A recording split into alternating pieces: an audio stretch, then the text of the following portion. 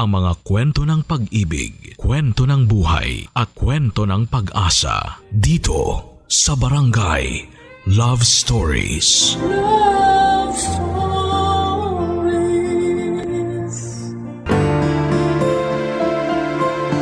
Mahirap makisama kung mahirap ang pakikisamahan. Anumang kaayusan ang gusto mong mangyari, kung hindi maganda ang ugali ng makakasama ay mabuti pang magkanya-kanya na lamang. Ikaw kabarangay, saan ka babagay? Sa madali o sa mahirap, pakisamahan. Dear Papa Dudut, magandang araw po sa inyo at sa mga nakikinig ngayon. Ako po si Andoy, 50 years old at isa ako sa mga libu-libong mga kabarangay na tumatangkilik sa Barangay Love Stories tuwing alas 12 ng tanghali sa Barangay LS 97.1. Ang akin pong kwento ay nangyari 30 taon na ang nakakalipas. 20 years old pa lamang po ako noon. Siguro may magtatanong na bakit ngayon lang. Masyado na po matagal na ang panahon ng dumaan. Sa totoo lang po ay kamakailan lang ako nagkaroon ng closure. Kung paano po ay sa huling parte ng liham ko po sasabihin sa inyo. Hayaan niyo pong ibalik ko muna kayo noong mga panahon na yon. Sa edad na 20 anyos ay ulila na po akong lubos. Wala din po akong kapatid kaya mag-isa na lamang po ako sa buhay noon. Para may taguyod ang sarili ko at higit sa lahat ay makaipon ay madami akong pinasok na trabaho. Nagkakargador ako sa palengke, nangangalakal at umi-extra sa pagpipedicab. Ang iniipon ko po ay nilalaan ko para sa pag-aaral at sa pangarap ko din pong makapagtapos ng kolehiyo. Naitaguyod naman po ng mga magulang ko ang elementary at high school. Pero kinailangan kong tumigil kasi una ay pumanaw si tatay at kalaunan ay sumunod naman si nanay. Dahil po sa kalye ang buong panahon ko ay marami akong nakikilalang tao. At isa na po doon ay si Maylene, 22 years old na po siya noon. Graduating na sa kurso niya.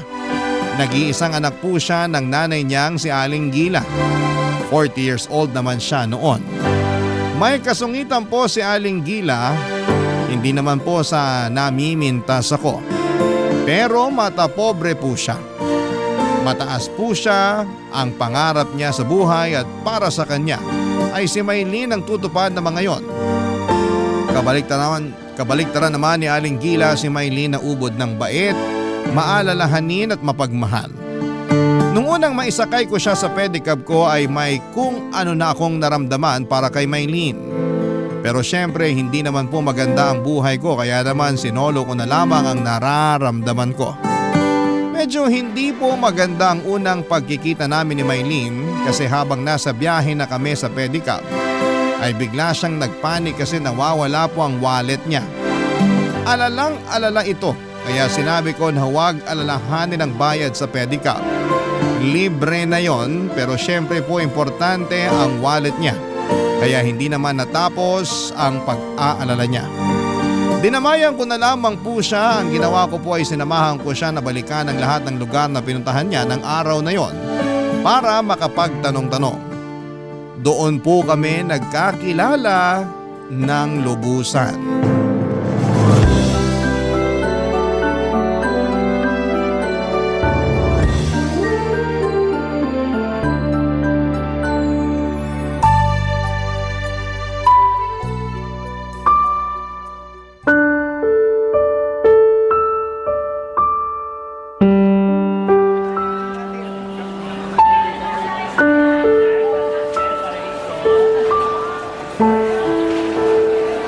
Miss, andito ako! Kumusta? Nakita daw ba nila yung wallet mo? Hindi eh. Tara, puntahan pa natin yung ibang lugar na napuntahan mo. Ito na yung huling lugar na napuntahan ko. Saan kaya nahulog yun? Mahalaga pa naman yung mga nandun, mga IDs ko. Nandun din yung mga resibo sa mga nabayaran ko sa school para i-present sa registrar. Oo, minahon ka. Pasensya na ha. Wala akong panyo na maipapahiram sa'yo. Okay lang. Hindi ko alam kung anong sasabihin sa'yo eh. Wala ka namang kasalanan eh. Wala na rin siguro ang wallet ko. Oh, huwag ka mawalan ng pag-asa. Maniwala ka na mahahanap din yun. Pero wala sa mga lugar na napuntahan ko. Hayaan mo, magtatanong-tanong pa din ako. Hindi ako titigil hanggat hindi ko nakikita ang wallet mo. Salamat. Pero hindi mo naman kailangang gawin yan. Ayos lang yun. Total yung mga lugar na napuntahan mo, nalilibot ko palagi dahil nagkakargador din ako dito sa palengke. Kaya makakapagtanong-tanong ako. Salamat. Walang anuman yun, miss. Ay, sorry. Saan? Kanina pa tayo magkasama. Hindi ko pa pala nasasabi ang pangalan ko. Nako, naiintindihan ko. Kanina kasi nag-aalala ka eh. Oo nga eh. Pero ako si Maylene. Ako si Andoy. Andoy ang totoo mong pangalan? Nickname lang, alias. Alejandro ang tunay kong pangalan. Maganda naman ang Alejandro ah. Pangit ba ang Andoy? Hindi. Ang ibig kong sabihin, maganda ang pangalang Alejandro pero cute din naman yung Andoy. Parang ako? Ha? Uy, natatawa ka. Ikaw naman kasi, hindi ko inaasahan yung joke mo. Kasi kanina ka pa malungkot. Alam ko naman na importante yung nawawala. Pero sana mag-relax ka lang. Oo nga. Habang wala ka pa kanina, bumili ako nitong tinapay at soft drinks. Bakit? Ha? Bakit? Ibig kong sabihin, bakit bumili ka pa? Nalugi ka na nga ngayong araw kasi yung oras ng pasada mo. Sinamahan mo lang ako at ayaw mo pang magpabayad. Nako, wala yun. Basta may nangangailangan, dapat tulungan. Salamat. Paano tong tinapay at soft drinks? Nakakahiya na sa'yo. Sa'yo na lang yan. 2 binili ko. Tig-isa sana tayo. Ganun ba? Ayaw mo ba? Akin na nga, nakakahiya naman. Nag-abala ka pa. Sabi ko nga ayos lang eh. Tara, kain na tayo. Maupo ka dito sa loob ng pedicab. Sige na nga. Nag-aaral ka pala? Mukha bang hindi? Ha? Hindi. Joke lang. Ako kasi hindi nag-aaral eh. Sorry, wala akong ibig sabihin. Joke lang. Ay, ikaw talaga? Saan ka nag-aaral? Hindi nga ako nag-aaral. Joke ba yan o totoo? Totoo. Bakit ka natatawa? Na-counter joke kasi kita eh. Eh wala ka namang joke eh. Seryoso yung sinasabi mo. Ha? Oo nga. Kakainis ka. Aalis na ako. Uy, ito naman hindi na mabiro. Pinagagaan ko lang ang mga sitwasyon. Pinagagaan ko ang loob mo para huwag kang mag-alala. At pinagagaan ko din ang loob ko na itawan na lang dahil hindi ako nag-aaral. Bakit ayaw mo mag-aral? Hindi naman sa ayaw. Wala pa kasing pere. Pero nag-iipon ako. Pag marami na akong naipon, mag-aaral uli ako. Ay maganda yan. Siyempre, para pag nagkaasawa ako at nagkaanak, mabubuhay ko sila. May girlfriend ka na? Wala ah. Pero sana magkaroon na. Darating yan. Dumating na. Ano yun? Wala. Sabi ko, kainin mo na yung tinapay.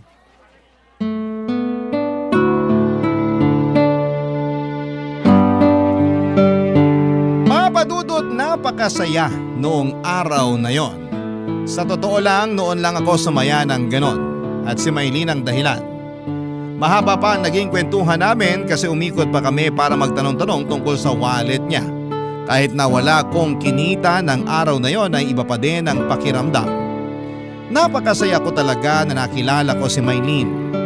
Nalaman ko pa kung saan siya nakatira kasi hinatid ko siya sa mismong bahay nila.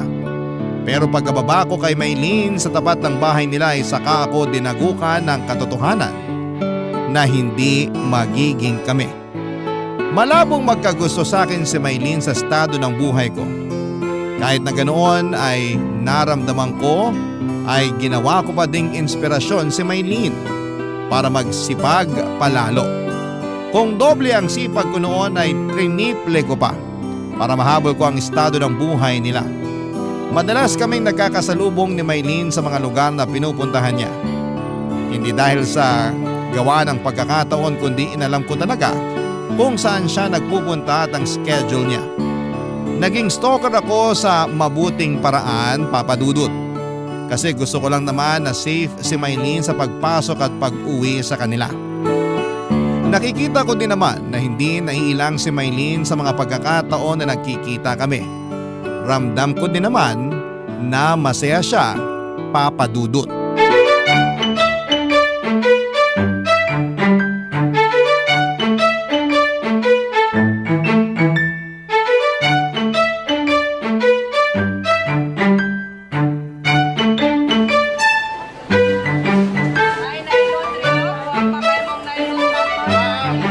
Kain ka lang ha.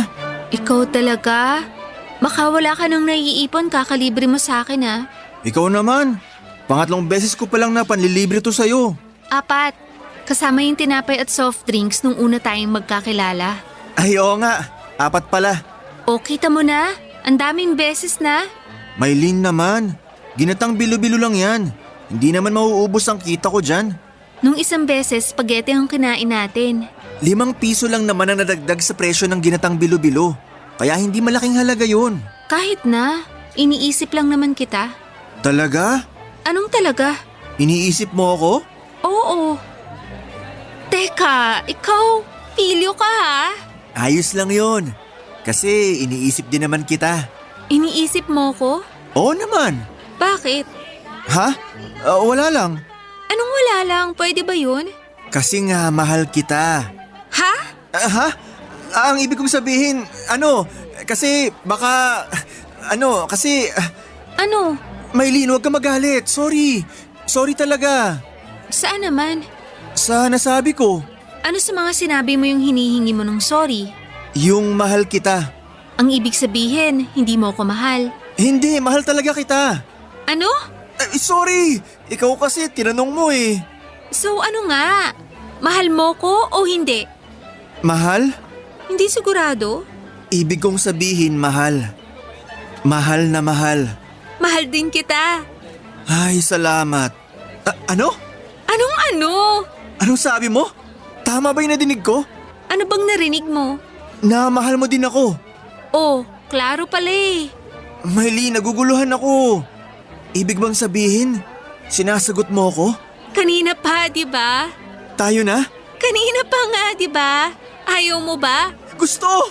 Gustong gusto! Woohoo! Kami na! Hoy, may mga kumakain. Bakit ba? Masaya ako eh. Oh, wag masyado. Kasi may ipapakiusap ako sa'yo. Kahit ano, kahit imposible pa yan gagawin ko para sa'yo. Hindi naman imposible. Ano ba yun? Tayo na, di ba? Oo. Pero pakiusap ko sana na isikreto muna natin. Ay, sorry. Kakilala mo ba yung mga kumakain? Hindi sila. I mean, kahit sino wag na muna nating ipagkalat. Tayo na lang muna sana ang nakakaalam. Bakit? May pangako ko kay nanay na magtatapos muna ng pag-aaral bago mag-boyfriend eh. Kaya, hintayin na muna natin na makagraduate ako. Total malapit na rin naman yun. Masaya sanang ipagyabang pero kung yan ang gusto mo, sige, gagawin ko yan. Ang importante naman, alam mo at alam ko na tayo ng dalawa at mahal natin ang isa't isa. Salamat. Kailangan natin mag-celebrate. Bibili pa ako ng turon. Wag na. Mabigat na sa tiyan tong ginatang bilo-bilo. Pero dapat mag-celebrate tayo. O, edi mag-celebrate tayo sa pamamagitan ng ginatang bilo-bilo. Sige na nga. Bakit ganyan ang ngiti mo? Pasensya na. Hindi ko maitago na hindi maging masaya eh. Hindi naman nila mahahalata. Ikaw talaga puro kabiro. Kumain na nga tayo. Napakasaya ng araw na yon, Papa Dudut. Kaso'y pigil ang saya kasi kailangan muna naming isekreto ang relasyon namin. Pero kahit na ganoon ay masaya pa din ako. Mula noon ay mas madalas pa kaming nagkikita ni Maylin. Ako na ang school bus niya. Minsan sinasabihan niya ako na huwag na siyang sunduin at ihatid pa uwi, pero hindi naman po ako pumapayag. Hindi ako mayaman kaya yun na nga lang ang magagawa ko sa kanya. Kaya pinakiusap ko kay Maylin na pagbigyan na lamang ako. Wala din naman siyang magawa bukod sa makulit ako ay mahal niya din naman ako. Kahit na ang dami ko pang pinapasok na racket para mas madaming maipon ay hindi nawawala sa schedule ko ang pagsundo at paghahatid kay Maylin. Hanggang sa dumating ang araw ng graduation niya. Nandun po ako pero hindi ako makalapit sa kanya dahil kasama niya ang nanay niya. Pero sobrang proud po ako sa pagtatapos ni Maylin. Sa Saka sabi ko sa sarili ko na tiis-tiis lang dahil graduate na si Maylene, pwede na niya akong ipakilala sa nanay niya at ipaalam sa mundo na may relasyon kaming dalawa. Pero mali pala ang iniisip ko kasi sinabihan pala si Maylene ng nanay niya na hindi daw porket graduate na siya ay pwede na siyang makipagrelasyon. Kaya yun din kaagad ang naging topic namin noong nagkita kami noong gabi ng graduation niya. Nakiusap siya na ipagpatuloy pa namin ang paglilihim. Kung natiis ko ng matagal-tagal, ano ba naman yung konting tiis pa, Papa Dudut? Sumangayon ako sa gusto niyang mangyari na ilihim namin ang aming relasyon ng mga panahong yon, Papa Dudut, para hindi magalit ang nanay niya. Barangay Love Stories. Barangay Love Stories. Papa Dudut, sabi nga nila ay walang lihim ang hindi nabubunyag. Nalaman ko na lamang na kinukumpronta ng nanay niya si Maylene dahil nga sa paglilihim ng relasyon naming dalawa. Galit na galit po siya kay Maylene at na triple pa ang galit niya nang malaman niya na ako ang karelasyon ni Maylene. Dahil sa napag-alaman din ni Aling Gila ang estado ko sa buhay. Kahit na hindi pa niya ako nakikilala ay galit na galit siya sa akin. At halos isumpa ako. Para sa nanay ni Maylene ay napakalaking kasalanan ang paglihiman siya at mas malaking kasalanan na ako lang pala ang lalaking karelasyon ng anak niya. Papa Dudut, hindi nga ako kilala ng nanay ni Maylene pero inalam niya ng pilit ang background ko. At nang makilala ako ay iniskandalo ako ng ilang beses. Mga masasakit na salita at pangmamaliit ang nadidinig ko mula sa kanya. Hindi ko na lamang po pinansin. Hindi po ako sumasagot man lang. Tahimik ako pero hindi ako napanghinaan para ipagpatuloy ang relasyon namin ni Maylene. Alam ko din po na totoong mahal ako ni Maylene kaya sapat na dahilan na po yun para ipaglaban ang pag-ibig namin. Ang mga nakakarinig sa pangmamaliit sa akin ng nanay ni Maylene imbes na husgahan ako ay mas nagagalit sila sa mga pangit na sinasabi ni Aling Gila. Kahit ganoon ay tuloy pa din ang relasyon namin ng anak niya. Para kaming mga pugante na nagtatago at hindi pwedeng mahuli. Hindi ko alam na sobra na pala ang dinadala ni Maylene sa damdamin niya dahil sa ginagawa sa akin ng nanay niya kaya gugulatin niya kami sa isang balita.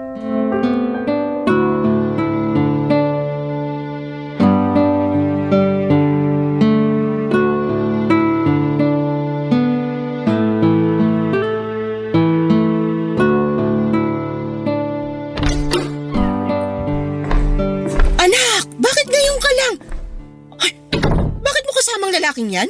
Magandang gabi po, Aling Gila. Lumayas ka rito. Ang kapal naman ng pagmumukha mong tumuntong sa tahanan ko. Nay, tama na. Aalis na muna ako, Maylene. Hindi, dito ka lang. Aba, sino ka para magdesisyon dito? Tahanan ko ito. Ganun ba, Nay? So wala po akong karapatan dito? Paalisin mo ang lalaking yan kung gusto mo ng karapatan. Hindi! Maylene, baka mag-away kayo. Aalis na ako. Umalis ka na. Hindi siya aalis, Nay. Nandito kami dahil may sasabihin kami sa inyo. Sabihin mo na. Tapos paalisin mo na yung lalaking yan at ayoko nang makita ang pagmumukha niyan dito kahit kailan. Buntis po ako. Si Andoy ang tatay. Ha? Hayop kang lalaki ka! Lumayas ka rito! Ang kapal na mukha mo! Sinira mo ang mga pangarap ko para sa anak ko! Nay, pangarap mo sa akin o pangarap mo lang? Isama niyo naman ako sa mga plano niyo. Bakit ikaw nagplano ka ng ganyan? Sa palagi mo matatanggap ko yan? Nangyari na to, Nay. Wala na tayong magagawa. Ipalaglag mo yan! Ano? Nay, naririnig niyo ba ang sarili niyo? Ipalaglag mo yung batang yan o putulin mo ng pakikipagkita sa lalaking yan! Ay, hindi ko akalain na kaya niyong sabihin ang mga bagay na yan. Ipalaglag? Hindi ba kayo natatakot? Wala na akong pakialam. Parusahan ako basta huwag ka lang mapunta sa lalaking yan! Pwes, Nay, nakapagdesisyon na rin ako sa gagawin namin. Aalis na lang ako dito at magsasama na kami ni Andoy. Ano? Tigilan mo yung kahibangan mo! Sorry, Nay. Paalam po. Halika na, Andoy. Ha? Sandali! Aalis na kami, Nay. Huwag anak, huwag ka aalis. Ay, pasensya ka na sa nasabi ko. Hindi ko sinasadyang masabi na magpalaglag ka. Huwag kang umalis. Sige po. Pero sa isang kondisyon. Dito rin titira si Andoy. Ano? Siya ang tatay ng anak ko kaya dapat kasama ko siya. Anak, ano ba naman yan? Kung hindi po pwede, aalis na lang kami. Sandali. Sige na. Dito mo na patirahin yung lalaking yan. Baka sinasabi niyo lang po yan. Hindi, payag na ako. Huwag ka lang umalis, anak. Sana pakasamahan niyo na maayos si Andoy. Nay, Oo na. Sige na. Papasok na muna ako sa kwarto. Masakit ang ulo ko.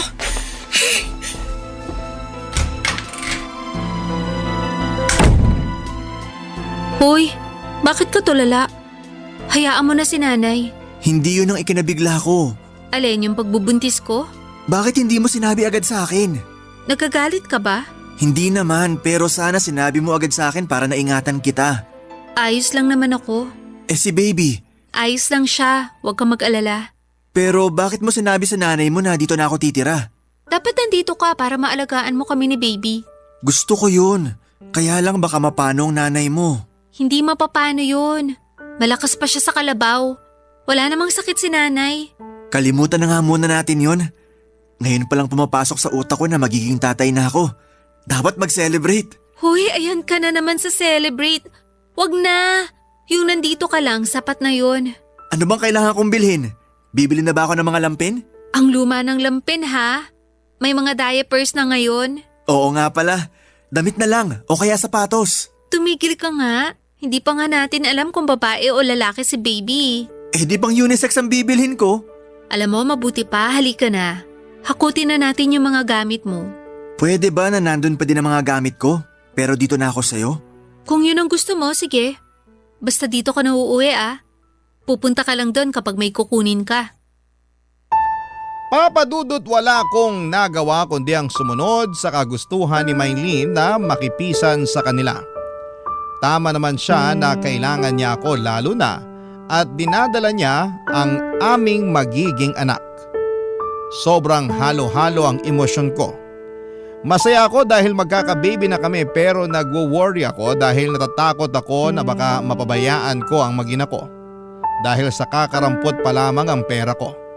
Kailangang makaipon sa pangangalaga kay Maylene habang nagbubuntis. Para sa panganganak niya at sa gatas at iba pang mga pangangailangan ng baby. Hindi pa kasama ang pagdating ng panahon na mag-aaral ang anak namin. Pero alam ko na kakayanin ko. Pipilitin kong kayanin para makaipon. Magtatrabaho ako ng sobra pa sa triple. Kahit 24 oras pa akong magtrabaho, basta may taguyod ko lamang ang pamilya ko. Kinausap ko na rin po si Maylene para humingi ako ng tawad dahil sa aksidenteng pagkakabuntis niya. Sinabi naman niya na huwag ko daw isipin yon. Ang importante ay magkasama na raw kaming dalawa. Dahil graduate na si Maylene ay naghanap din kaagad ito ng trabaho at maswerteng natanggap naman din kaagad. Ako lahat ng pwedeng trabaho na kunin ko ay pinasok ko na. Walang pili-pili, basta kikita ay papasukin ko. Wag lang ang masama dahil baka imbes na maitaguyod ko ang pamilya ko ay makulong pa ako at maiwan ko sila. Yung hirap ko sa pagtatrabaho ay tuloy-tuloy ay kayang-kaya ko o kakayanin ko ano pa man ang mangyari. Pero ang pinakamahirap sa lahat ay yung pakikisama sa nanay ni Maylene.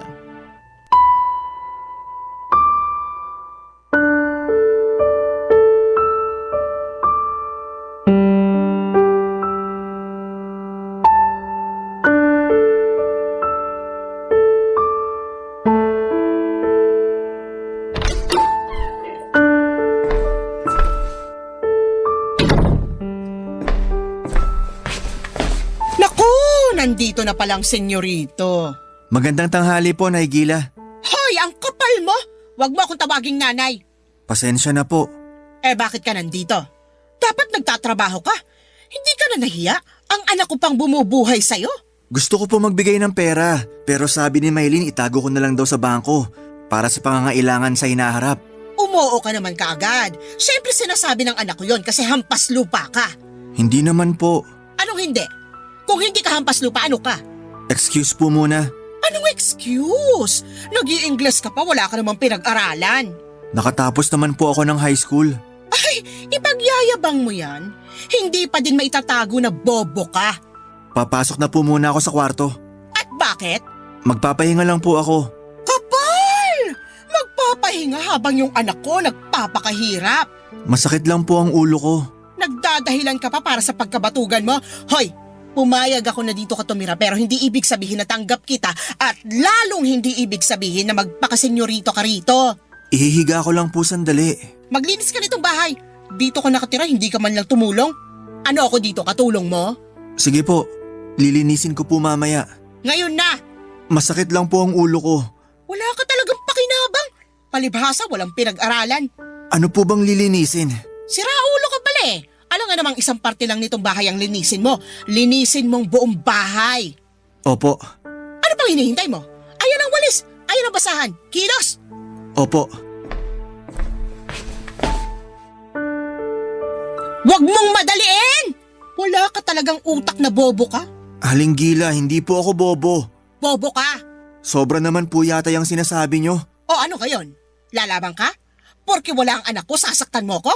Hindi naman po. Sasaktan mo ko? Aray! Wag! Maawa ka, Ano ba nangyayari sa inyo?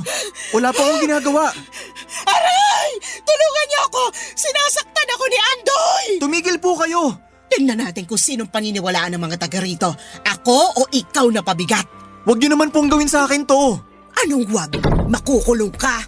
Subukan nyo, Nay. Anak! Mabuti dumating ka. Sinasaktan ako ng lalaking yan. Hindi totoo yan, Maylin. Ako pa ngayon ang ginagawa mong sinungaling? Nay, kanina pa ako nakasilip sa pinto. Kitang-kita ko at dinigang lahat ng nangyari. Ano ba naman kayo, Nay? Anak! Kakampihan mo pa yung lalaking yan kesa sa akin? Ipapakulong ko yan. Sige, Nay. Kung yan ang gusto nyo. Maylin, wala akong ginagawa. Alam ko. Kaya nga hintayin natin ang mga pulis at ako na magwi-witness. Anak, ano ka ba? Ako na nga sinaktan dito. Mapapatunayan niyo po ba? Sapat ng salita ko. Sige, Nay. Kung mas gusto niyo maiskandalo pa ang pamilya natin. Anak, ano ba nangyayari sa'yo? Maylin, para matapos na to, babalik na lang ako sa bahay. Araw-araw na lang akong dadalaw para kumustahin ka. Ako pa din naman na nagsusundo at naghahatid sa'yo. Mabuti pa nga. Salamat naman. Sandali. Kukunin ko lang ang mga gamit ko para doon na tayo sa bahay mo. Ano? Anak, huwag ka sumama. Hayaan mo na siya. Ewan ko na sa inyo, Nay. Ayoko magalit sa inyo kaya kami na lang ang aalis. Huwag ka nang umalis, anak. Please. Hindi ako aalis. Pero mangako kayo na ito na ang huling beses na pagsasalitaan at pag-iisipan nyo na masama si Andoy. Mangako kayo at gawin nyo. Oo, anak. Papadudot natapos na naman ang araw na yon at muling nangako si Aling Gila. Tahimik kami ng ilang araw, walang panunumbat, walang parinig. Akala ko ay ayos na ang lahat pero may mas malaking pasabog pala si Aling Gila. Pinagplanuhan niya ang isang bagay na ikakasira ko para tuluyan akong itakwil ni Maylin. Ang naging plano niya ay kinausap ang isa sa mga kakilala ko at kinontsaba na yayain akong uminom at lasingin. Pagkatapos noon ay may papupuntahin silang babae na inupahan para magpanggap na karelasyon ko. Siyempre hindi lang yon, planado na rin na darating si Aling Gila kasama si Maylin para mahuli kami ng inupahang babae na nakakandong sa akin kahit na wala na akong malay. Nakakatawa nga na may gagawa pala talaga ng ganon. Yung tipong ginagawa ng mga kontrabidang nanay sa mga pelikula. Pero siyempre, huli na noong nalaman ko kasi nagtagumpay si Aling Gila. Malay ko ba naman kasi na tatablahin ako ng kakilala ko at ipapain ako ng ganon. Kaya huling-huli ako ni Maylin, papadudot, na may kalampungan na babae na wala akong kaalam-alam. Siyempre, gaya ng inaasahan ay galit na galit si Maylene. Mag-iiskandalo at aawayin ang inupahang babae. Barangay Love Stories. Barangay Love Stories. Papadudot matapos mag-iskandalo ni Maylene ay umalis ito nang hindi man lang sinundan ni Aling Gila. Nagpaiwan siya para makausap ang mga kakonsyaba. Inabutan niya ng pera ang kakilala ko pati ang babaeng inupahan niya. Nanghingi pa ng dagdag ang babae dahil wala naman daw sa usapan na masasampal siya ni Maylene. Ayaw sana magbigay ni Aling Gila pero nanakot ang babae na aaminin kay Maylene ang lahat kapag hindi siya nabigyan ng dagdag. Inisman ay walang nagawa si Aling Gila kundi ang magdagdag ng bayad. Matapos ang usapan nila ay umalis na rin kaagad ang tatlo. Para akong tanga dahil kinaumagahan ay nagising ako sa tapat nung tindahan na pinag-inuman namin. Iniwan na lamang nila ako doon na parang basura. Masakit ang ulo ko na umuwi sa bahay nila Maylene. Wala akong alam-alam sa nangyari ng gabing yon.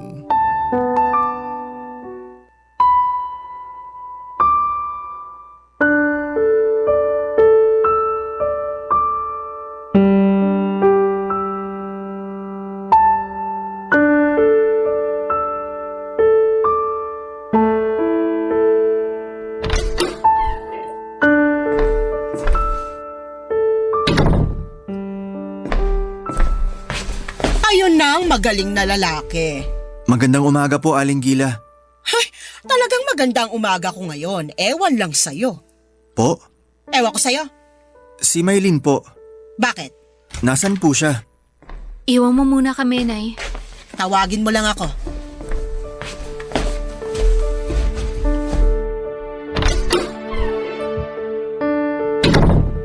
Good morning, Maylene. Kung lumapit sa akin, please. Natidiri ako. Ha? Mahal na mahal, pasensya ka na. Nalasing ako, hindi ako ginising ni paring Amir kaya doon ako nakatulog sa tapat ng tindahan. Huwag mo akong paikutin.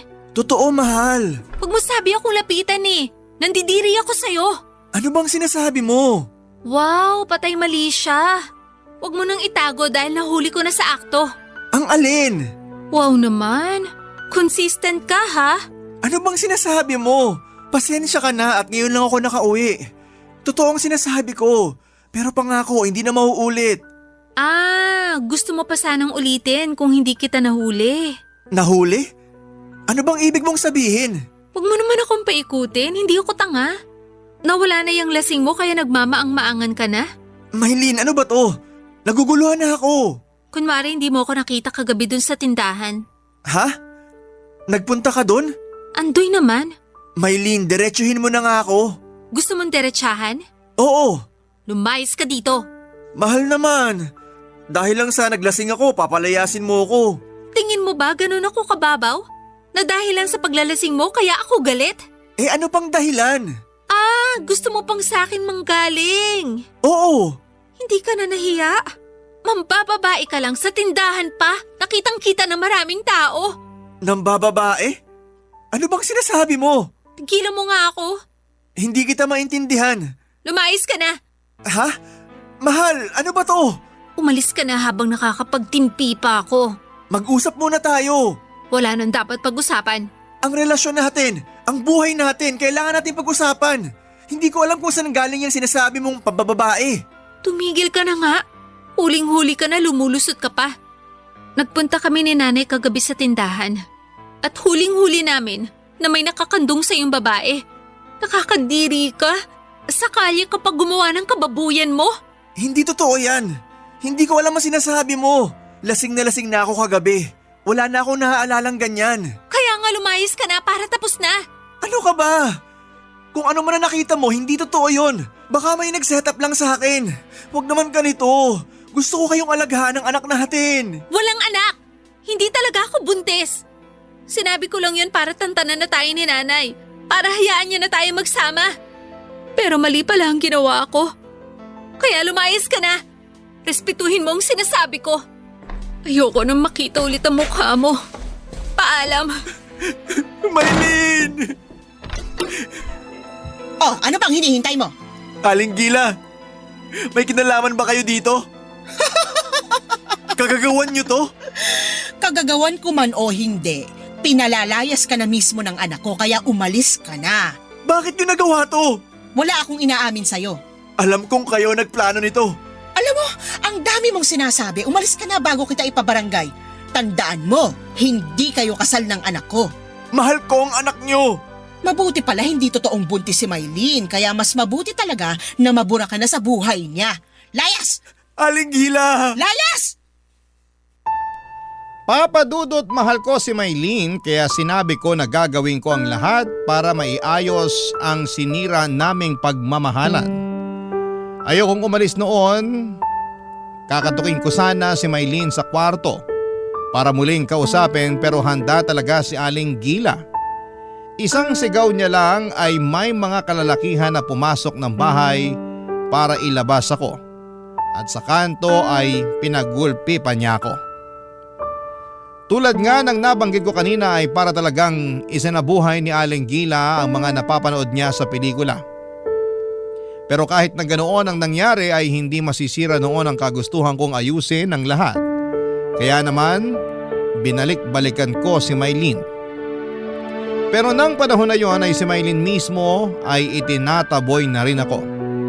Ipinagugulpi ako ni Aling Gila kada balik ko sa bahay nila at nang bandang huli ay pinablatter pa nila ako para huwag nang bumalik sa bahay nila. Wala na akong nagawa kundi ang magpakalayo-layo dahil na din sa sobrang sama ng loob. Ginamit ko ang nangyari para mas magpursige pa sa buhay para makaangat. Kumuha ako ng 2 taon na kurso gamit ang inipon kong pera. Si Maylene naman ay nabalitaan kong ipinakasal ni Aling Gila sa isang lalaking may kaya sa buhay. Pero nabalitaan ko din na wala pang 1 taon matapos ang kasal nila ay naghiwalay din ang dalawa dahil sa mga kakaibang ugaling ipinakita ng napangasawa niya. May pagka-bayolente ang lalaki at laging sinasaktan si Maylene. Naawa po ako sa sinapit niya pero wala na akong karapatan para manghimasok pa. Matapos noon ay matagal akong walang balita tungkol sa kanilang mag-ina dahil sa pagkaabala ko sa mga trabahong tinatanggap ko. Sa sobrang abala ko na baguhin ang buhay ko ay isinubsob ko ang sarili ko sa trabaho. Ginamit ko yung mga nangyari sa akin na instrumento para magsikap ako ng husto. Naisip ko na kung may maganda akong buhay, walang sino man ang tatapak sa aking pagkatao. Pag maganda at maluwan ang buhay ko, hindi ako makakatanggap ng pangit na pagtrato mula sa kung sino man. Ilang taon din ang lumipas nang mabalitaan ko na nawala na rin daw pala si Maylene sa sarili. Inaalagaan na lang siya ng kanyang nanay na si Aling Gila dahil lagi na lang daw itong tahimik at tulala at minsan ay biglang sisigaw at iiyak. Makalipas nga ang 5 taon ay aksidenteng nakasalubong ko si Aling Gila. Malaki na ang pagbabago sa itsura niya dahil sa edad. Nagulat ako nang siya ang lumapit para kausapin ako.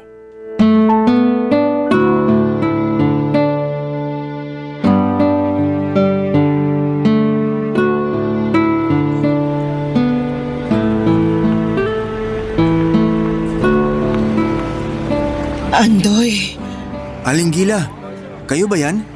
ako nga. Magandang umaga po. Magandang umaga din.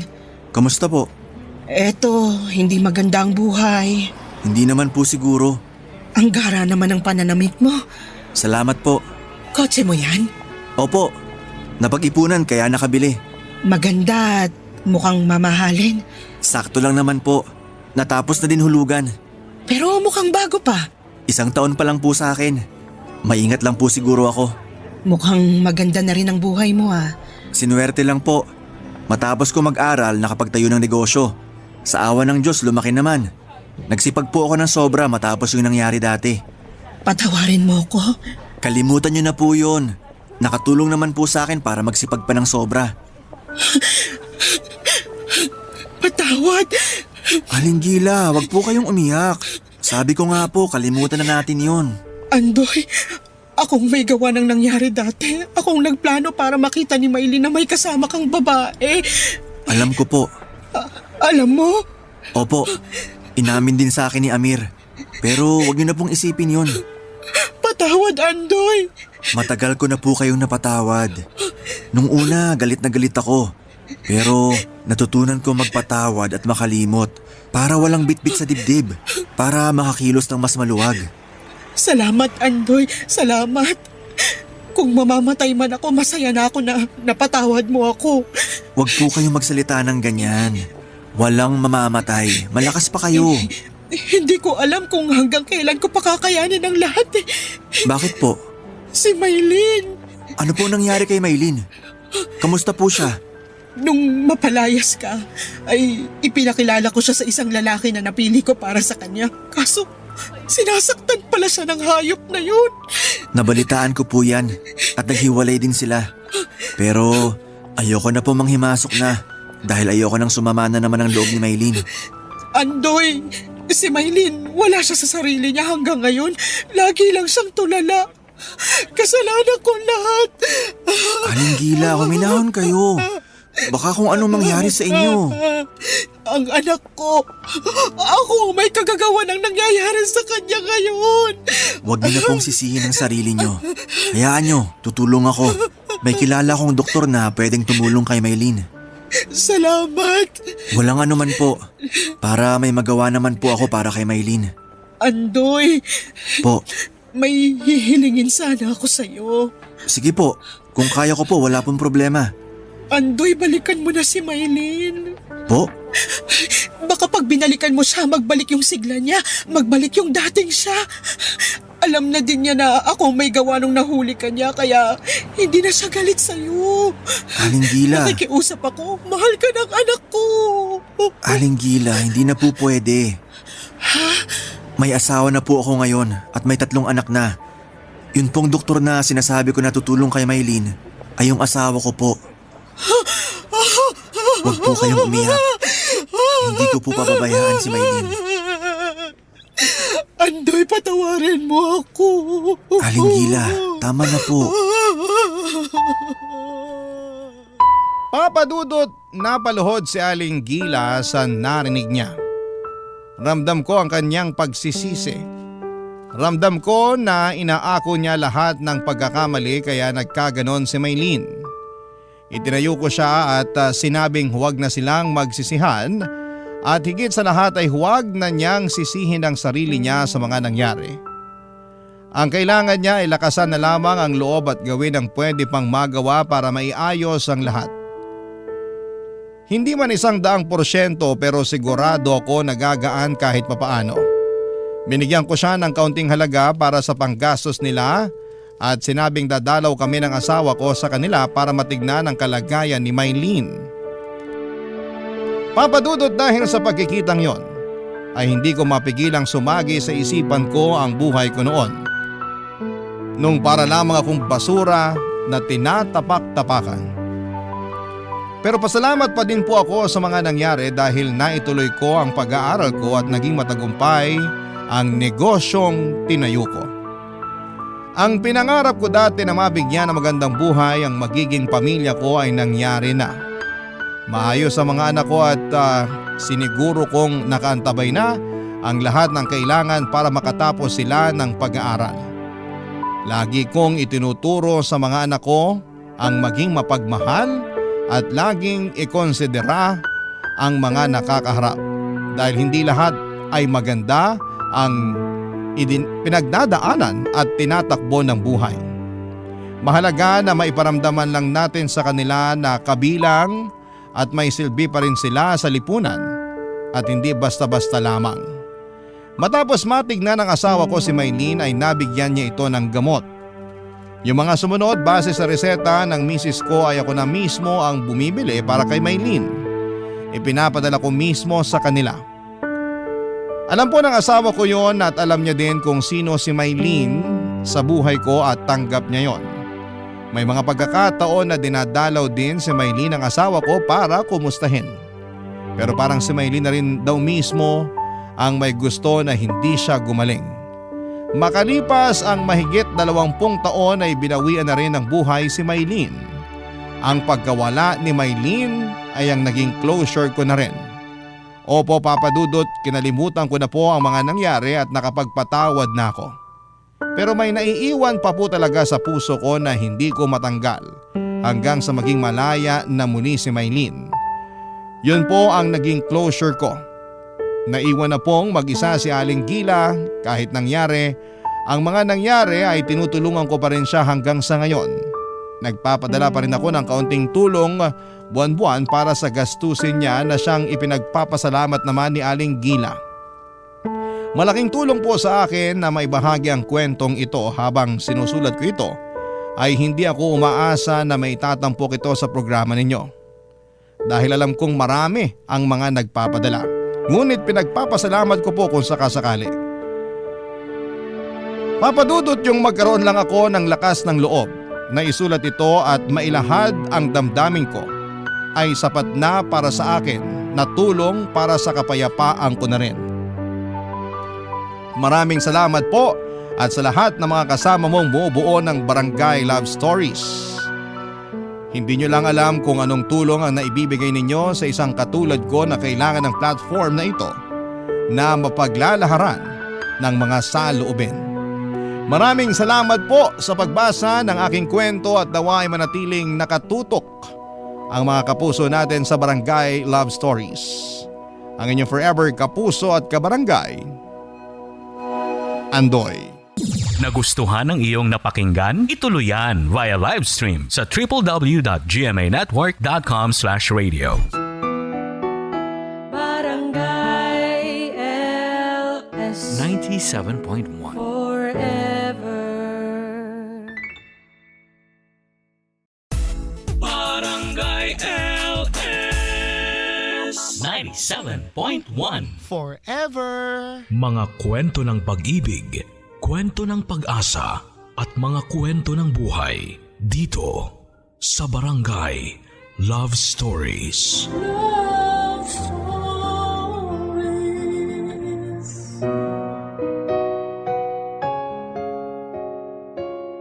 Hindi madaling makipaglaban sa pagsubok. Mas lalong hindi madaling harapin ang katotohanan na kailangan mong pagdaanan ito bago ka maging masaya sa buhay mo. Ikaw, anong pagsubok ang pilit mong nilalabanan hanggang ngayon? Bawat isa sa atin ay may pagsubok na kinakaharap. Hindi madaling makipaglaban lalo kung sabay-sabay dumarating at humahampas sa iyo ang mga pagsubok na ito. Aminado tayo na sa tuwing nakakaharap natin ang mga pagsubok ay nakakaramdam tayo ng panghihina at kawalan ng tiwala sa sarili na malalampasan pa ito. Tao lamang tayo, normal na makaramdam ng pagod sa gitna ng pakikipaglaban sa pagsubok. Ang kwentong ibabahagi sa atin ngayon ng ating letter sender na si Nida ay patunay na mas madaling ang sumuko na lamang kesa makipaglaban. Pero ang kwento rin niya ang magtutulak sa iyo para muling tumayo at lumaban pa. Alamin natin ang kwento ng kanyang pakikipaglaban, pagsuko at muling pagtayo sa mga kwento ng pag-ibig, buhay at pag-asa sa nangungunang Barangay Love Stories. Dear Papa Dudut, ako nga pala si Nida, 45 years old at ang kwentong maririnig ninyo ngayon ay tungkol sa pagsubok na pinagdaanan namin ng asawa kong si Jojo noong kasagsagan ng pandemya nitong nakaraang taon. Ang kwentong ito ay sumubok sa aming tiwala at pananalig hindi lamang sa Diyos, kundi sa aming mga sarili. Ang kwentong ito ang binabalik-balikan ko sa tuwing may mga panibagong pagsubok akong nakakasalubong. Ang kwentong ito ang dahilan kung bakit hanggang ngayon ay andito pa rin ako. Isa kami ng asawa ko sa mga nawala ng kabuhayan noong nasa kalagitnaan ng pandemya. Dating tricycle driver ang asawa kong si Jojo habang ako naman noon ay isang kasambahay. Noong umuwi sa probinsya ang pamilyang pinagsisilbihan ko ay nawala na ako ng trabaho. Hindi na rin nakakapasada pa si Jojo at naubos ang ipon namin para ipangsustento sa pang-araw-araw. Naubos din kaagad yon dahil pinangbayad namin sa upa noong nagsimula ng maningil ang landlady namin. Pinalipas lang namin ang ilang buwan. At noong nasagad na ang laman ng bulsa namin ay napilitan na rin po kaming umalis sa inuupahan namin. Naaalala ko taong 2021 ang simula ng pagbagsak naming dalawa. Wala kaming ibang nalapitang kamag-anak noon dahil lahat sila ay nasa Mindanao. Hindi na rin kami sumubok na lumapit noon sa mga kaibigan dahil alam naming hirap din sila. Kaya naman nagdesisyon kaming gamitin ang tricycle ni Jojo para doon tumira. Mabuti na lamang at nakahanap kami ng bakanting lote at doon namin pinarada ang tricycle niya. Walang-wala kami noon, Papa Dudut, at umaasa lamang kami sa mga ayudang inaabot sa amin. Doon kami noon kumapit. Pero nang natapos na ang pagbibigay ng ayuda, kinailangan na naming gumawa ng paraan para may makain.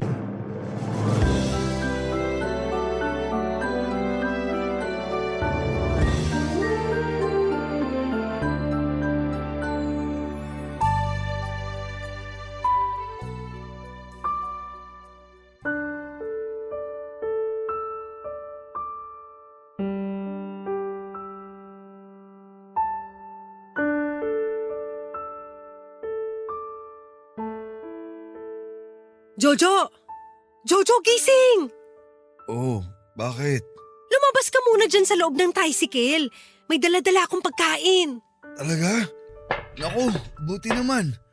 Kanina pa ako sinisikmura sa gutom eh. Kagabi ko pa nga naririnig tiyan mo na nag-aalboroto. Ano ba yung dala mo? Metsado at giniling. Konti lang yung kanin ha. Sana okay lang. Mas maulam naman ako kaysa sa kanin. Kahit sa'yo na lahat ng kanin. Alam ko namang mahilig ka dyan eh. Tara, kain na. Teka at bubuksan ko lang to. Medyo malamig na ha. Okay lang ba? Ikaw naman, Nida. Mamimili pa ba ako sa kalagayan natin? Iabot mo na sa akin yan para masentensya na. O, dahan-dahan at medyo marami pa ata yung mantika ng giniling. Baka tumapon. O, ito. Nanginginig na talaga yung kamay ko sa gutom. Amuyin ko lang saglit ha. Parang may naaamoy akong hindi maganda sa pagkain na to ah. Baka hininga mo lang yung naaamoy mo. Kumain na tayo. Kahit ako nanginginig na sa gutom eh. Teka lang, baka sira na to. Hindi pa. Kumain na tayo. Teka, aamuyin ko pa ng isang beses ha. Para sigurado. Siguro kaninang umaga pa to naluto. Kaya medyo may konting amoy na, no? Pwede pa naman to siguro. Ayaw mo kasing maniwala eh. Tara, kain na tayo. Teka lang, Ano na naman? bakit may tissue na nakahalo sa giniling? Nailagay ko ata yan kanina. Pangpunas sana natin. Pero may lipstick yung tissue eh. Hindi ka naman nagme-makeup ah. Tsaka bakit may mga pinagbalatan ng butong pakwan sa gilid? Alam mo, Nida, saan mo ba nakuha to? dyan nga lang. Basta, binili ko yan. May nagbebenta ba ng ganito? Giniling na may tissue at balat ng butong pakwan?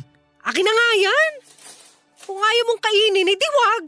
Hindi yung parang nangiinsulto ka pa. Hindi sa nangiinsulto ako. Pero gusto ko lang mag-ingat sa mga kinakain natin. Di na nga tayo ligtas sa paligid natin ngayon.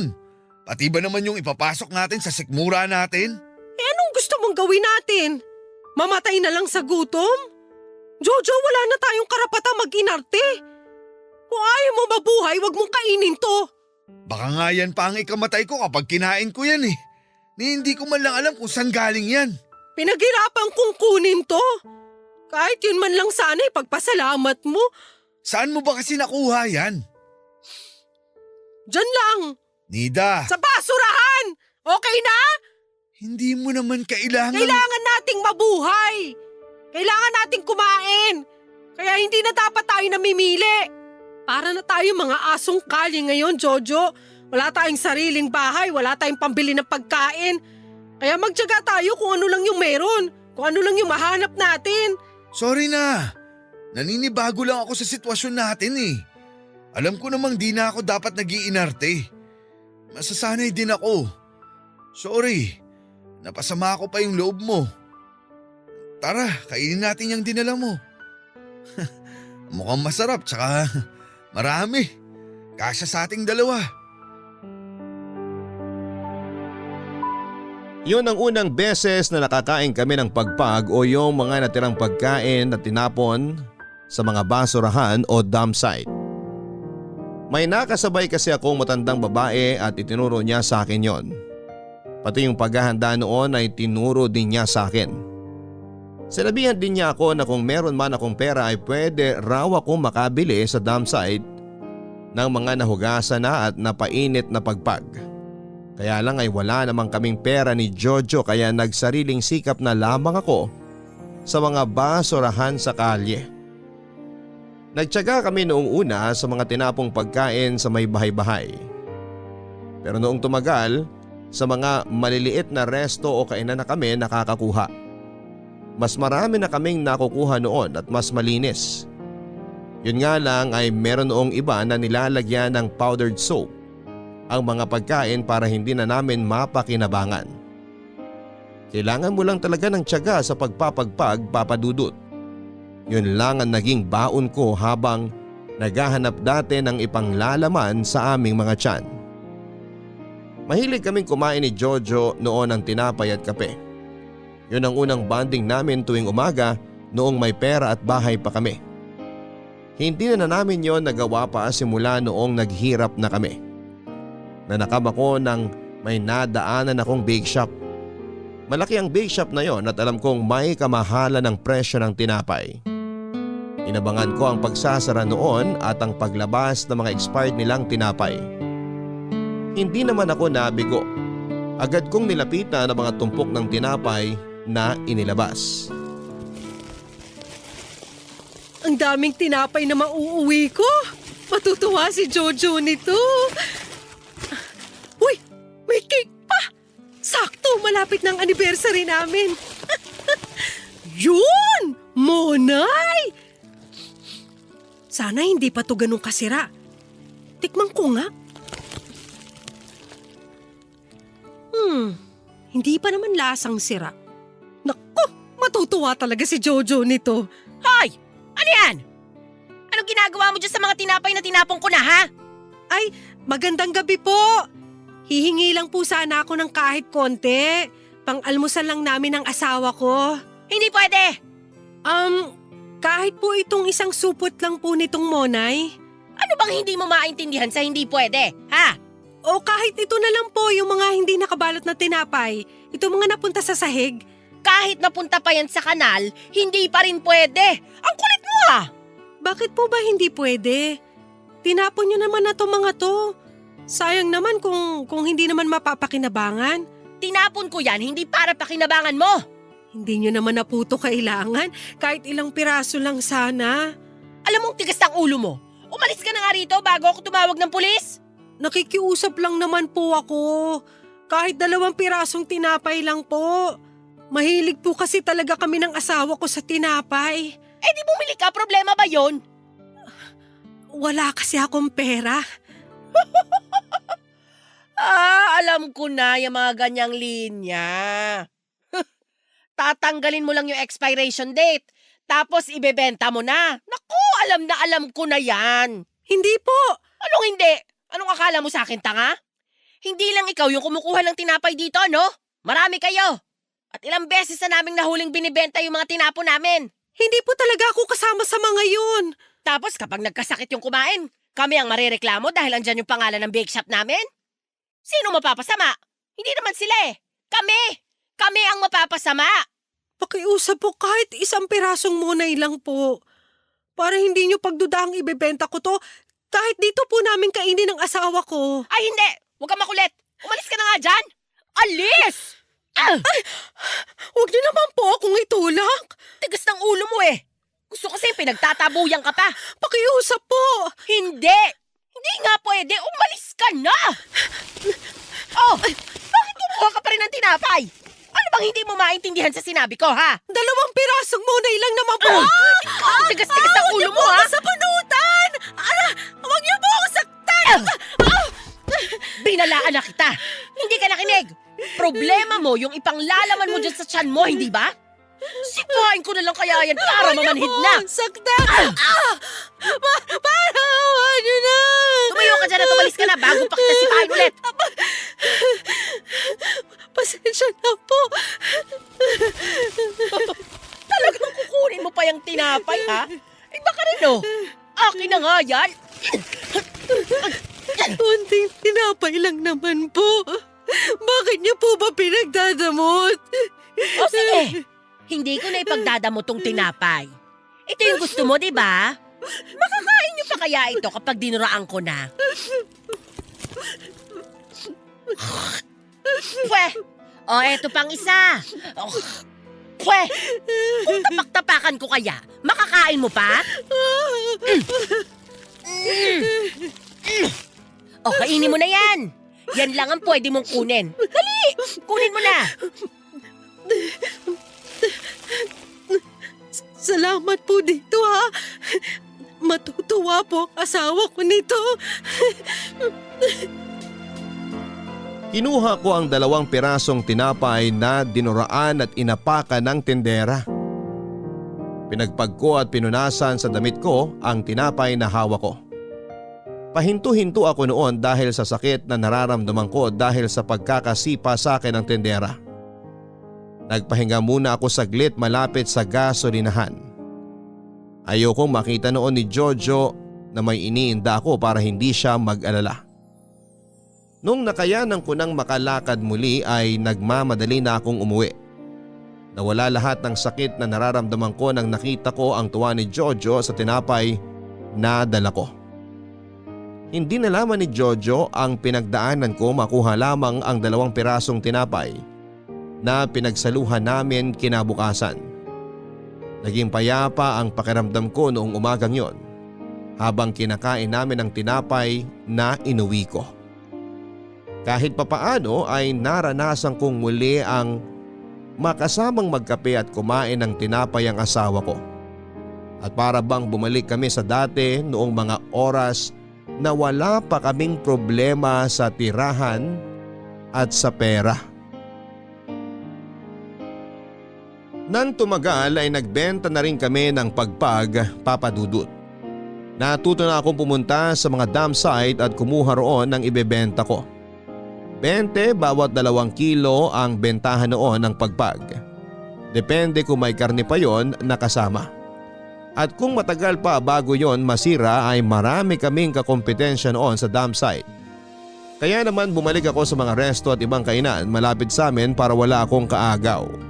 Kinailangan naming may pagkakitaan para makaipon kami at makalis na sa sitwasyon namin, Papa Dudut.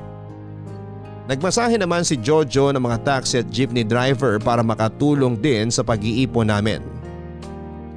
Nagtulungan kaming 2 para makaahon na muli. Sinipagan ko lalo na ang paghahakot ng mga pagpag. Minsan pinuntahan ko ang isang pansitirya. Mga isang barangay ang layo sa amin noon. Nabalitaan ko kasing maraming tinatapon doon na pagkain kaya naman nagmadali akong puntahan yon. At tama naman ang mga narinig ko. Natuwa ako sa dami ng mga pagkaing nakatambak sa labas ng pansitirya. Inanda ko na ang sako na pinaglalagyan ko noon ng mga pagpag na nakukuha ko. Naghanda na ako para maghakot, Papa Dudut. Ang dami ko makukuhang pagpag. Salamat naman.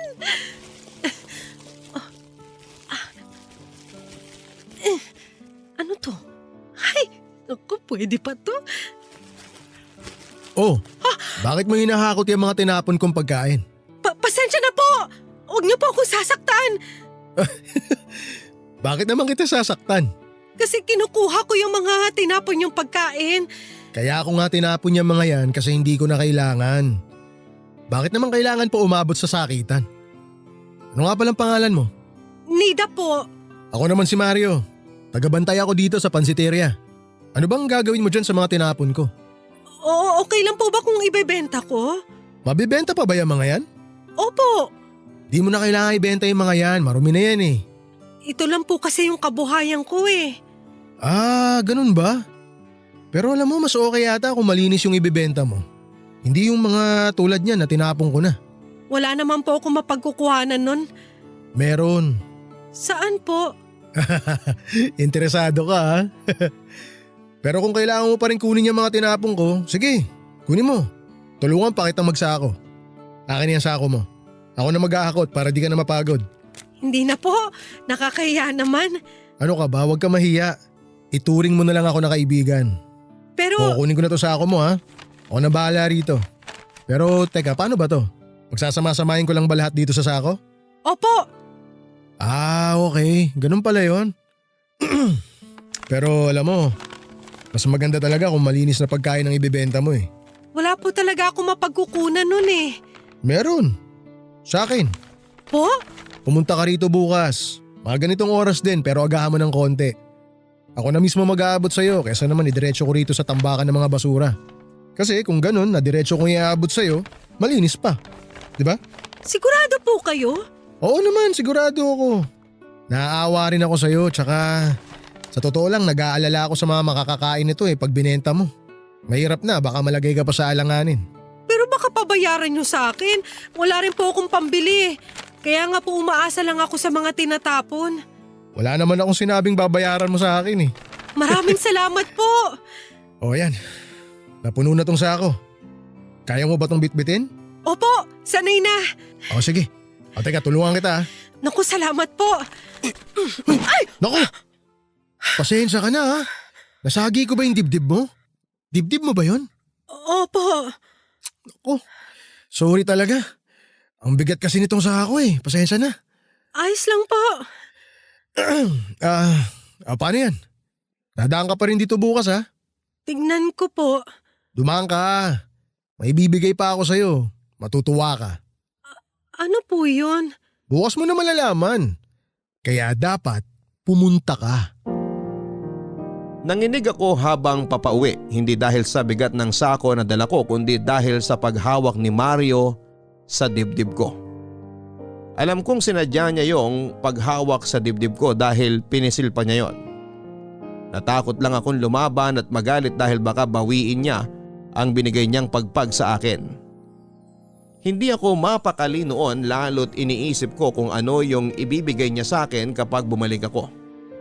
Aminado akong natukso kung kunin yon pero may nararamdaman akong takot dahil baka humingi ng kapalit si Mario. Masyado na kaming nakalubog sa buhay papadudot kaya naman kahit hindi sigurado, kahit na delikado. Muli akong nagbalik sa pansitiryang binabantayan ni Mario. Hindi ko yon sinabi kay Jojo at sarili kong desisyon na bumalik doon dahil sawa na akong kumain noon ng maruruming pagkain. Ang naisip ko noon ay baka makatulong nga si Mario para makatikim ako ng mga pagkaing sariwa. Nilunok ko ang natitirang takot sa puso ko at nilapitan siya. Nanginig ang kamay ko na kumatok sa pansitirya habang hinihintay na pagbuksan niya ako. Tinignan ko ang basurahan kung saan ako nakakuha ng mga pagpagpapadudot. Wala ngang tinapon na pagkain si Mario. Mukhang inaasahan nga niya na magpupunta ako ng gabing yon. Kala ko di ka na babalik Magandang gabi po. Halika, pasok ka muna. Oh, kumain ka na ba? May natira kasi akong lugaw dyan Baka gusto mong kumain muna. Pag-uwi ko na lang po. Nasaan po pala yung mga ibibigay nyo? Bakit ka ba nagmamadali? Di ba tayo pwede magkwentuhan kahit sandali? Gabi na po kasi. Hinihintay na rin ako ng asawa ko. Ay, may asawa ka na pala? Opo. Naku, paano kaya yung i-offer ko sa'yo? Kasi baka hindi magustuhan ng asawa mo yun. Ano po ba yun? Paano ko ba sisimulan nang di ka matatakot? Diretsahin nyo na lang po ako. Sigurado ka ba? Opo. Oh, teka, parang nanginginig ka. Gusto mo ng tubig? Baka gusto mo munang kumain. Halika, sasabayan kita. Pwede na po bang makuha yung mga ibibigay niyong pagkain? Nagmamadali ka talaga ah. Ibibigay ko naman sa'yo lahat yun, pero syempre may kapalit.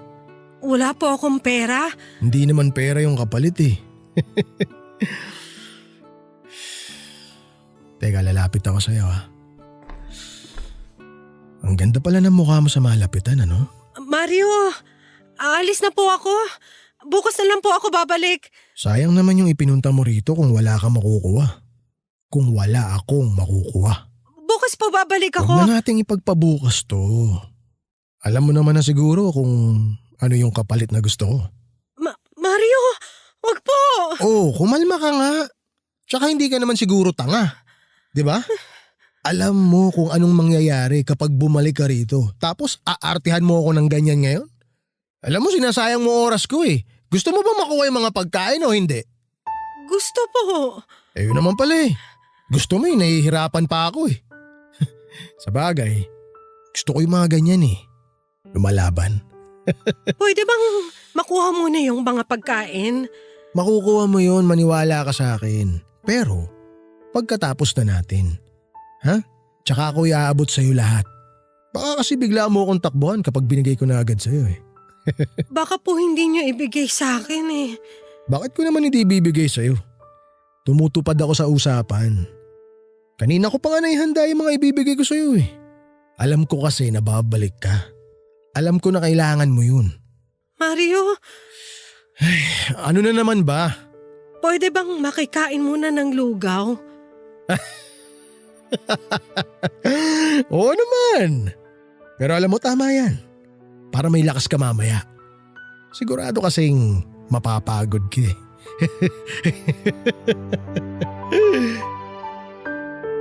Humingi ako noon ng lugaw para makain. Ginawa ko yon hindi lang dahil sa gutom kundi dahil sa gusto kong i-delay ang mga mangyayari. Baka kasi magbago pa ang isip ko noon. Naisip ko na baka nabibigla lamang ako kaya pumayag ako sa gusto ni Mario. Pero noong naubos ko na ang lugaw, naramdaman kong desidido pa rin akong ibigay ang kapalit na gusto ni Mario. Ganon katindi ang pangangailangan ko noon sa malinis na pagkain. Kaya naman ang gabing yon ay may nangyari sa amin ni Mario. Nanginginig ako habang pauwi sa bahay. Bitbit ko noon ang mga naka-styrofoam na mga pagkain. Tinupad naman ni Mario ang pangako niya. Malinis ang mga pagkain binigay niya sa akin at mukhang pwede pang kainin ng ilang araw. Natuwa si Jojo nang nakitang malinis ang pagkain inuwi ko. Yun kasi ang unang pagkakataon na hindi pagpagang dala ko. Kahit na papaano papadudot ay nawala yung pandidiri ko sa sarili ko. Makita ko lamang noon na kumakain ng maayos ang asawa ko ay napapawi lahat ng pagod at galit sa sarili ko. Nasanay na ako sa malinis na pagkain kaya naman bumalik akong muli kay Mario Papadudut. Sa kagustuhan ko noon na mapasaya ang sikmura ng asawa ko ay tinis kong makipaghalikan at makipagsiping kay Mario. Humiling na rin ako ng dagdag na kabayaran sa kanya at hindi naman siya kumontra. Sinabi niyang naaawa rin naman daw siya sa akin at paiba-iba ang perang inaabot niya sa akin noon. Nakadepende kasi yon sa kita ng pansitirya. Minsan inaabutan niya ako ng 100 o kaya ay 200 kapag kalakasan. Kapag naman talagang wala ay nagkakasya na lamang ako sa 50 pesos at 4 na takal ng bagong lutong kanin. Pinagkakitaan ko ang pangahalay ni Mario. Kaya hindi na rin ako bumalik pa sa pagkuha ng pagpag. Nagsinungaling ako kay Jojo at sinabing patuloy pa rin ako sa pagkuha ng pagpag at medyo nagduda na rin kasi siya noong una. Dahil nga sa puro malilinis na ang pagkaing inuuwi ko noon. Naniwala naman siya at dahil doon ay mas lalo akong nakaramdam ng konsensya. Hindi ako nagsisinungaling sa asawa ko pero nagipit lamang ako sa sitwasyon namin.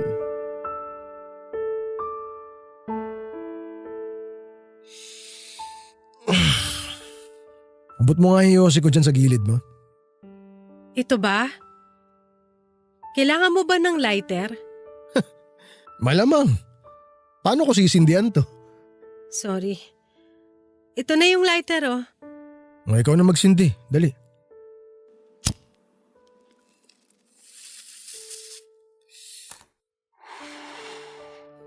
Mario, Oo. pwede na ba akong umuwi? Baka hinahanap na kasi ako ng asawa ko eh. Di umuwi ka na. Paano yung pagkain na bibigay mo? Ay, nakalimutan ko palang sabihin sa'yo. Walang natirang pagkain kanina. Nasimot lahat ng mga customer eh. Ha? Paano na ako? Anong paano ka na? Nagpagalaw ako sa'yo para sa pagkain na pinangako mo. Di ba ganun ang usapan natin? Bawi na lang ako sa'yo bukas. Bumalik ka bukas. Pero nangako ako sa asawa ko na mag-uuwi ako ng pagkain. Kaya nga pinayagan niya ako lumabas ngayon eh. Ikaw naman pala itong may kasalanan eh. Sino ba kasi nagsabi sa'yo na pangakuha mo yung asawa mo? Mario naman, alam mo naman kung bakit ako laging pumupunta dito, di ba? Ano magagawa ko? Inuwi nung katrabaho ko lahat ng mga natirang pagkain eh. Ipapakain niya raw sa aso nila. Kala ko ba nasimot na mga customer niyo? Bakit ngayon inuwi na ng katrabaho mo yung mga natira? Ano ba talaga? Aba, nagagalit ka na ngayon? Mukhang tinataasan ng boses ha? Masama lang yung loob ko kasi inaasahan ko yung pagkain na yun. Birthday ng asawa ko bukas. Yung makukuha ko sa'yo ngayon ang handa namin. Di pa kisabi mo happy birthday. Sorry na lang sa kanya. Bawi ka na lang sa susunod ka mo. Mario naman! Ano nga magagawa ko? Sa wala na nga pagkain eh. Wala akong ibibigay sa'yo. Kahit kayurin mo yung kaldero sa kusina, wala kang makukuha. Pahingi na lang kahit 100. Pambili ko ng pagkain namin ngayon. Wala akong pera. Sa susunod na linggo pa sahod ko. Mario! May 20 ko rito. Aanhin ko naman yung 20. Ito ibabayad ko sa'yo. Kulang yan. Wala na ako mabibili sa 20 pesos na yan. May natira akong lugaw dyan na may isang nilagang itlog. Bigay ko sa'yo ng 20 pesos na lang. Ano? Ibebenta mo pa sa akin yun? Ba't di mo na lang ibigay? Pagkain ko bukas ng umaga yun tapos ibibigay ko sa'yo. Kapal naman ang mukha mo. Kasasabi ko lang sa'yo, sa susunod na linggo pa yung sahod ko. Wala akong pera. Kaya kung gusto mo, bili mo sa akin yung lugaw tsaka yung itlog. Wala akong pera! Kaya nga iaabot ko sa itong 20, di ba? Ito talagang hina ng kokote. Nakakainis ka kausap para kang gago eh. Kunin mo na to. Tapos tulad mo na pag-usapan, yung 20 yan din yung ibabayad mo sa akin para dun sa lugaw at itlog. Naintindihan mo? Hindi ko ibibigay yun sa'yo. Naka-plastic yung lugaw at itlog dun sa may lamesa. Iwan mo na lang dun yung 20. Sige na, umuwi ka na. Pakabusog kayo ng asawa mo.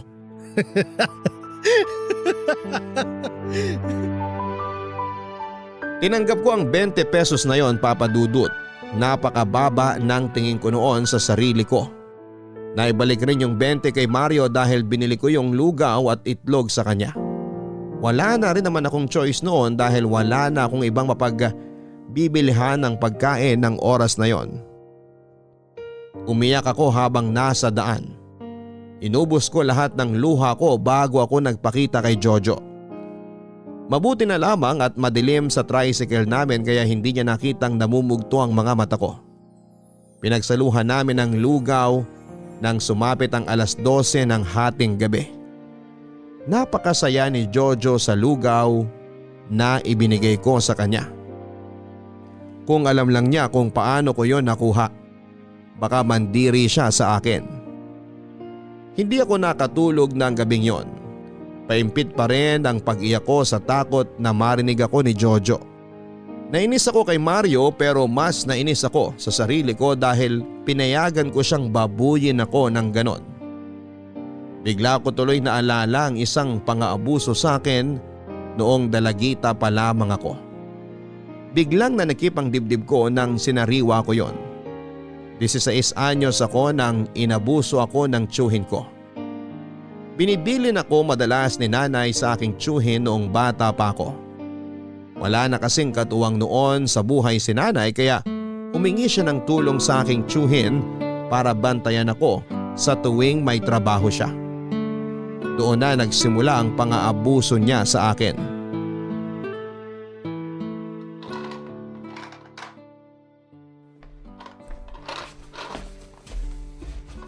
Anong ginagawa mo, Nida? Inaayos ko po itong mga laruan ko. Ipapamigay ko na. Dalaga na ako kaya hindi na dapat ako naglalaro nito eh. Oo nga. Dalagang dalaga ka na. Salamat, Tito. Paupo ko sa tabi mo ha. Tulungan kita magligpit. Ilang taon ka na nga ulit, Nida? 18 po. Dalaga ka na nga. Naalala ko tuloy nung bata ka. Sobrang liit mo. Kala namin di ka nalalaki. Hanggang ngayon naman po maliit pa rin ako. Malaki na nga pinagbago mo. Ang ganda na nga ng hubog ng katawan mo eh. Nagsusuot ka na ba ng para sa dibdib mo? Opo, matagal na po akong nagsusuot ng bra, Tito. Wow! Naalala ko kasi dati, hubot-hubad ka pa noon kapag nandito ka sa bahay. Ay, hala talaga po. Pinapapitik mo pa noon kasi sabi mo may kabag ka. Paano hindi ka kakabagin eh? Lagi kang nakahubad. Hala, nakakahiya. Pinapatunog ko pa yung tiyan mo gamit yung bibig ko. Ay, naalala ko po yun, Tito. Naalala mo ba nung pinapaliguan kita? Parang po. Gustong gusto mo noon na nagpapakuskus ng katawan sa akin. Talaga po. Ay, bigla ako tuloy na miss nung bata ka pa. Kasi ngayon, iba ka na eh. Dalagang dalaga ka na. Ako pa rin naman po to. Talaga ba? Lumaki lang siguro pero ako pa rin to. Sige nga, patunayan mo nga. Po? Huwag mo na lang ako pansinin. Ayusin na lang natin itong mga laruan mo, ha? Sige po. Wala namang masisira sa mga laruan mo kahit magkapatong-patong na, no? Wala naman po. Okay.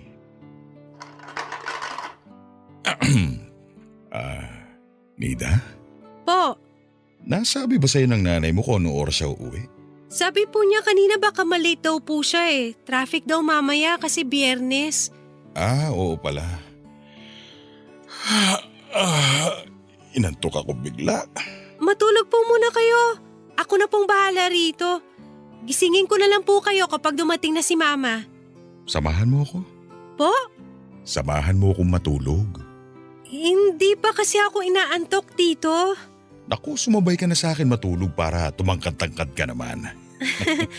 Aayusin ko pa po itong mga laruan eh. Ako nang mag-aayos niyan mamaya. Ano, tara? Ano pong tara? Tabi tayo sa kwarto.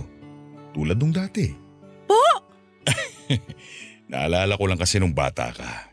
Ako yung paborito mong katabi kesa sa nanay mo. Medyo namimiss ko na rin kasing katabi ka. Hindi pa po kasi ako inaantok eh. Please, kahit ngayon lang. Natatakot din kasi ako sa kwarto mag-isa eh. Tito? Halika na, Nida. Tara na dun sa kwarto ko.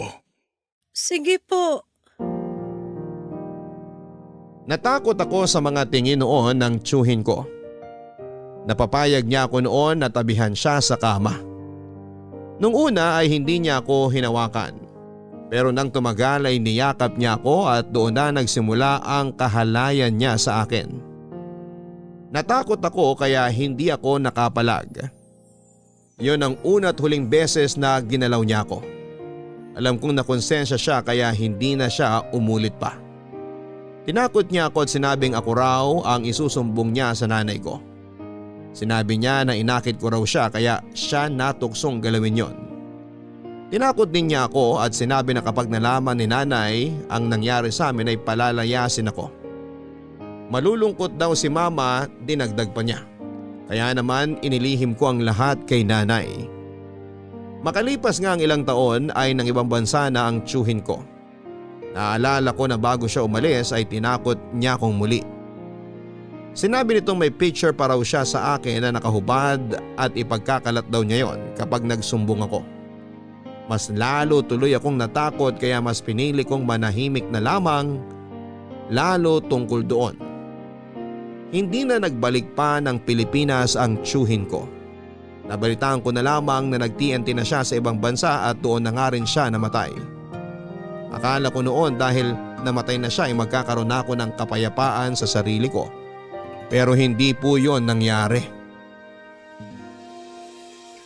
Dahil sa mga nangyari ay tuluyan nang bumigay ang katawan ko dala ng matinding kalungkutan at pagod.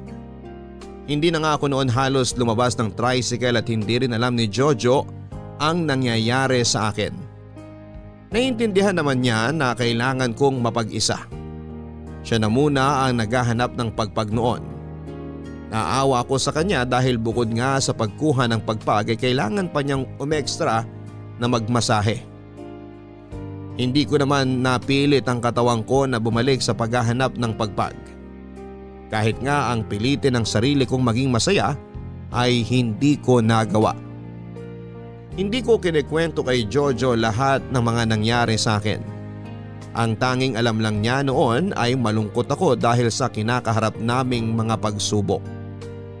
Sinubukan ko namang hindi umiyak sa harapan niya pero isang araw ay hindi ko na talaga kinaya pa. Nasa loob kami ng tricycle habang kumakain ng pagpag na inuwi niya. May kaasima na ang lasa pero pinagtiyagaan na lang namin dahil wala raw siyang makuha. Doon ako bumigay, Papa Dudut. Hindi ko na kinaya pa ang lahat. Pasensya ka na kung medyo maasim na yung nakuha kong pagpag ha. Isipin mo na lang sinigang yan. Babawi na lang ako bukas. Aagahan ko para di ako maunahan. Ayos lang. Nida, ilang araw ka nang nagkukulong dito sa tricycle. Gusto mo bang maglakad-lakad mamaya para mahanginan ka naman? Ayoko. O sige, mamaya iiwan muna kita ha. May 4 na driver na magpapamasahe sa akin eh. Uuwi rin ako agad. Kung ano yung kikitain ko ron, ipambibili natin ng pagkain para di na pagkakainin natin mamaya. Oh, Nida, bakit? May nasabi ba akong di maganda? May masakit ba sa'yo? Sabihin mo sa akin, ano bang nangyayari? Wala to. Masakit lang yung tiyan ko. Huwag mo nang kainin yan. Akin na. Tara sa ospital. Hospital? Wala tayong pera, Jojo. Mangungutang ako sa mga minamasahe ko. Gagawa ko ng paraan. Hindi na. Nida, wag nang matigas ang ulo. Wala na nga tayong pera. Naisip mo pa talagang pumunta sa ospital? Mas gugustuhin ko pang mabaon sa utang kaysa mawala ka sa akin. Okay na ako. Hindi na masakit yung tiyan ko. Hindi ako naniniwala. Jojo! Sa ayaw at sa gusto mo, pupunta tayo ng ospital. Jojo, ano ba? Ayos lang ako! Ayos lang ako! Ayos lang ako! Nida!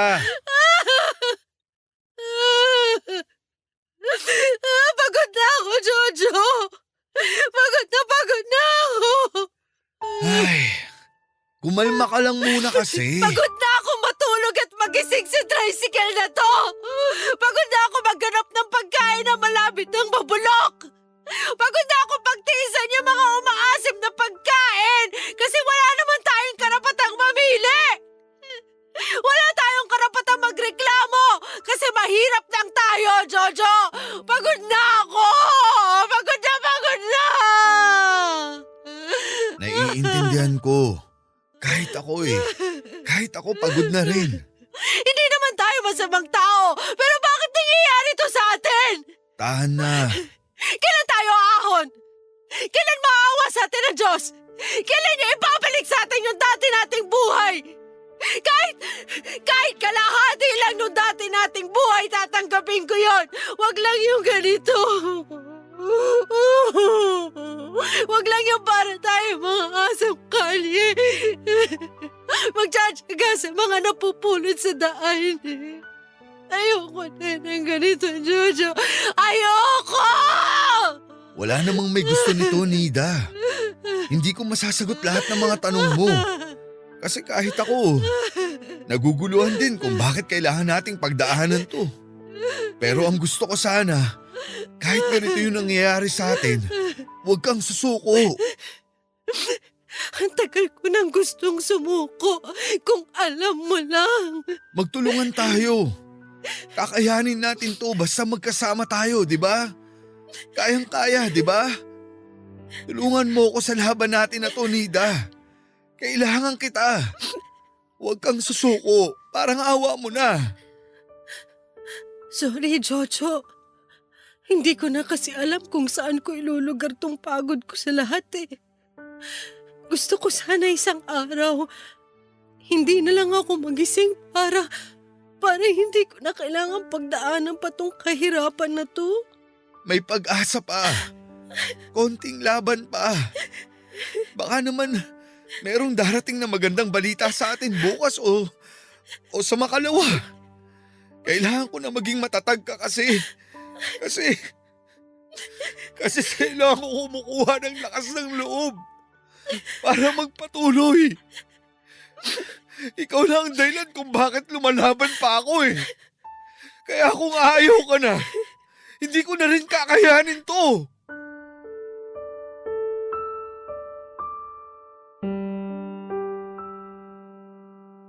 Tinuluyan ko ng isuko ang pangarap kong makaahon muli sa buhay. Nawala na ako ng gana at hinayaan na lamang si Jojo na lumaban para sa aming dalawa. Nagpatuloy ako sa pagkukulong sa tricycle at nagpatuloy naman si Jojo sa paghahanap ng pagbag at pagmamasahe. Nawala na rin ako ng ganang kumustahin ang araw niya at alam kong unfair yon dahil ginagawa naman niya ang lahat para mabuhay kaming dalawa. Masyado lang kasing nabugbog ang puso ko ng lungkot. Kaya naman nawala na rin ako ng gana sa lahat ng bagay. Hindi niyo naman siguro masisisi ang isang taong bugbog na. Sa mga pagsubok kung isang araw ay mas pinili niyang sumuko na lamang, hindi ba? Akala ko noon ay wala nang pag-asa pa para makabangon. Akala ko noon hanggang kabilang buhay ay pahihirapan kami ng Diyos. Pero mukhang nakinig at naawa na ang Diyos sa amin. Isang araw ay hininto na lang niya lahat ng problema at pagsubok na meron kami. Naalala ko noon na humahangos na bumalik si Jojo sa aming tricycle at ginising ako. Ayoko sanang magmulat ng mata pero nagpursige siyang gisingin ako. Narinig ko sa boses niya na may maganda siyang balita kaya napabango na rin ako. Hindi naman ako nabigo sa balita niya. Yun ang simula ng pag-ahon naming dalawa. Nida, gumising ka. Oh. Nida, gumising ka. Ano ba? May magandang balita ako sa'yo. Mamaya na lang. Kailangan mo nang malaman to, dali. Ano ba yun? Nakausap ko ang pinsan ko. Oh, ngayon? Bumalik na sila rito sa Maynila ng pamilya niya. Paano mo siya nakausap? Nakibukas ako ng Facebook sa cellphone nung minasahe ko na taxi driver.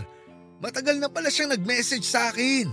Tapos? Hinahanap niya tayo kasi balak niyang bilhin yung tricycle ko. Anong sinabi mo? Naku Jojo, wag mong sabihin sa akin na ibebenta mo tong tricycle natin ha. Ito na lang ang meron tayo. Hindi. Hindi ko ibebenta. Kukunin daw niya akong service niya para sa kanilang mag-asawa. Babayaran na lang ako. Paano yung mga gamit natin dito? Nakiusap ako sa kanya. Kinuwento ko yung kalagayan natin. Naawa siya. At hulaan mo kung ano yung sinabi niya. Huwag mo na nga akong masyadong bitinin sa kwento mo. Sabihin mo na lang. Ito naman ang init agad ng ulo. Ang galing mo kasing mambitin eh. Oh, ito na nga.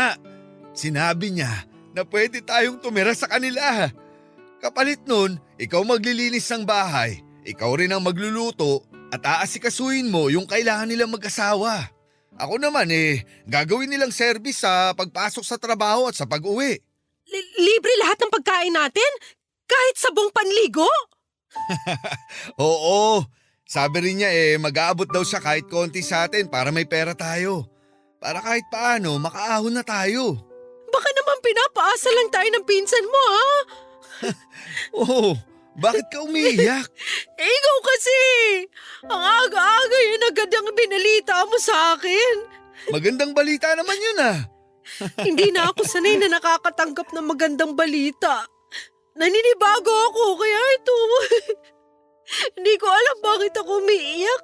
Nalilito ako. Tears of joy na ata yan. Magiging maayos na ulit ang buhay natin. Hindi na ulit tayo kakain ng pagpaga. Hindi na! Hindi na! Pinapangako ko sa'yo, masasarap na lahat ng pagkain natin. Hindi na tayo ulit mangangalakal ng basura para may panglaman sa tiyan natin. Maraming salamat po, Diyos ko.